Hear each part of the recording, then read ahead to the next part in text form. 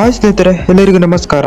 Australia ವಿರುದ್ಧ team India ಭರ್ಜರಿ ಗೆಲುವು ಸಾಧಿಸಿದೆ. ಆಲ್ಸೋ ಫೈನಲ್ ಕೂಡ ಟೀಮ್ ಇಂಡಿಯಾ ತಲುಪಿದೆ. ಆಸ್ಟ್ರೇಲಿಯಾ ಸೋತ ನಂತರ ನಾಯಕ ಸ್ಮಿತ್ ಅವರು ಹೇಳಿದ್ದೇನು ಗೊತ್ತಾ? ಇದರೆಲ್ಲದರ ಬಗ್ಗೆ ಇವತ್ತಿನ ಈ ವಿಡಿಯೋದಲ್ಲಿ ನಿಮ್ಗೆ ತಿಳಿಸ್ಕೊಡ್ತಾ ಹೋಗ್ತೇನೆ. ಅದಕ್ಕಿಂತ ಮುಂಚಿತವಾಗಿ ಚಾನಲ್ಗೆ ಸಬ್ಸ್ಕ್ರೈಬ್ ಮಾಡ್ಕೊಂಡಿಲ್ಲ ಅಂತ ಹೇಳಿದ್ರೆ ಈ ಕೂಡಲೇ ಚಾನಲ್ಗೊಂದು ಸಬ್ಸ್ಕ್ರೈಬ್ ಮಾಡ್ಕೊಳ್ಳಿ ಹಾಗೂ ವಿಡಿಯೋಗೆ ಒಂದು ಲೈಕ್ ನ ಮಾಡಿ. ಅದಕ್ಕಿಂತ ಮುಂಚೆ ಸ್ಕೋರ್ ಕಾರ್ಡ್ ನ ನೋಡ್ಕೊ ಬರ್ತಾ ಇದ್ರೆ ಮೊದಲು ಟಾಸ್ ಗೆದ್ದು ಬ್ಯಾಟಿಂಗ್ ಆಯ್ಕೆ ಮಾಡಿಕೊಂಡಿದ್ದು ಆಸ್ಟ್ರೇಲಿಯಾದ ಕಡೆ ಟಾಪ್ ಪರ್ಫಾರ್ಮೆನ್ಸ್ ಬಂದು ಸ್ಟೀವನ್ ಸ್ಮಿತ್ ಅವರ ಬ್ಯಾಟಿಂಗ್ ನಿಂದ ಆಡಿದಂತ 96 ಬಾಲ್ಗಳಲ್ಲಿ 73 ರನ್ ಕಲೆ ಹಾಕಿ ಮೊಹಮ್ಮದ್ ಶಮಿ ಅವರಿಗೆ ವಿಕೆಟ್ ಬಿತ್ತು. ಒಳ್ಳೆ ಡಾಮಿನೇಟಿಂಗ್ ಪರ್ಫಾರ್ಮೆನ್ಸ್ ಕೊಟ್ಟರು ಸ್ಟೀವನ್ ಸ್ಮಿತ್ ಅಂತಾನೆ ಹೇಳ್ತೀನಿ. ಇನ್ನು ಆಸ್ಟ್ರೇಲಿಯಾದ ಕಡೆ ಟಾಪ್ ಪರ್ಫಾರ್ಮೆನ್ಸ್ ಬಂದಿದ್ದು ಅಲೆಕ್ಸ್ ಕ್ಯಾರಿ ಅವರಿಂದ ಆಡಿದಂತ 57 ಬಾಲ್ಗಳಲ್ಲಿ 61 ರನ್ ಕಲೆ ಹಾಕಿ ರನ್ಔಟ್ ಕೂಡ ಆದ್ರು. ಇನ್ನು ಆಸ್ಟ್ರೇಲಿಯಾದ ಕಡೆ ಪರ್ಫಾರ್ಮೆನ್ಸ್ ಬಂದಿದ್ದು ಅಂತ ಹೇಳಿದ್ರೆ ಹೆಡ್ ಅವರ ಕಡೆಯಿಂದ ಆಡಿದಂತ 33 ಬಾಲ್ಗಳಲ್ಲಿ 39 ರನ್ ಕಲೆ ಹಾಕಿ ವರುಣ್ ಚಕ್ರವರ್ತಿ ಅವರಿಗೆ ಔಟ್ ಆದ್ರು. ಇನ್ನು ಆಸ್ಟ್ರೇಲಿಯಾದ ಕಡೆ ಅಷ್ಟೇನು ಡಾಮಿನೇಟಿಂಗ್ ಪರ್ಫಾರ್ಮೆನ್ಸ್ ಬಂದಿಲ್ಲ.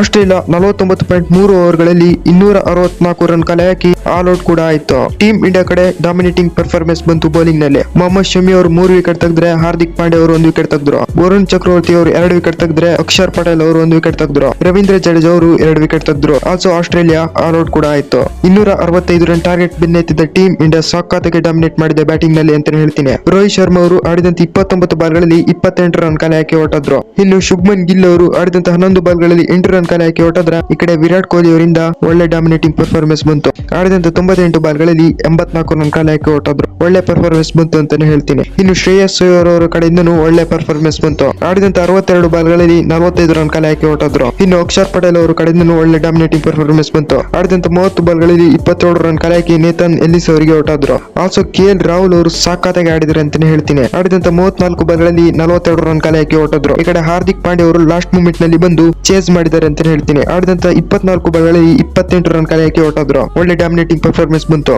ಆಲ್ಸೋ ಟೀಮ್ ಇಂಡಿಯಾ ಸೆಮಿಫೈನಲ್ ಕೂಡ ತಲುಪಿದೆ. ಆಸ್ಟ್ರೇಲಿಯಾ ಸೋತ ನಂತರ ನಾಯಕ ಸ್ಟೀವನ್ ಸ್ಮಿತ್ ಅವರು ಹೀಗೆ ಹೇಳಿದ್ದಾರೆ ನೋಡಿ: ಈ ಪಂದ್ಯದಲ್ಲಿ ಭಾರತ ಒಳ್ಳೆ ಪರ್ಫಾರ್ಮೆನ್ಸ್ ಕೊಟ್ಟರು. ಭಾರತ ಬಲಿಷ್ಠ ತಂಡ. ಈ ಬಾರಿ ಭಾರತ ಚಾಂಪಿಯನ್ ಟ್ರೋಫಿ ಗೆಲ್ಲುತ್ತೆ. ವಿರಾಟ್ ಕೊಹ್ಲಿ ಇವತ್ತಿನ ಮ್ಯಾಚ್ ನಲ್ಲಿ ಅದ್ಭುತವಾಗಿ ಆಡಿದ್ದಾರೆ. ವಿರಾಟ್ ಕೊಹ್ಲಿ ಬ್ಯಾಟಿಂಗ್ ನಿಂದ ನಾವು ಸೋತು ಅಂತ ಸ್ಟೀವನ್ ಸ್ಮಿತ್ ಅವರು ಹೇಳಿದ್ದಾರೆ. ಇದರ ಬಗ್ಗೆ ನಿಮ್ಗೆ ಅನಿಸುತ್ತೆ? ಕಾಮೆಂಟ್ ಮಾಡಿ.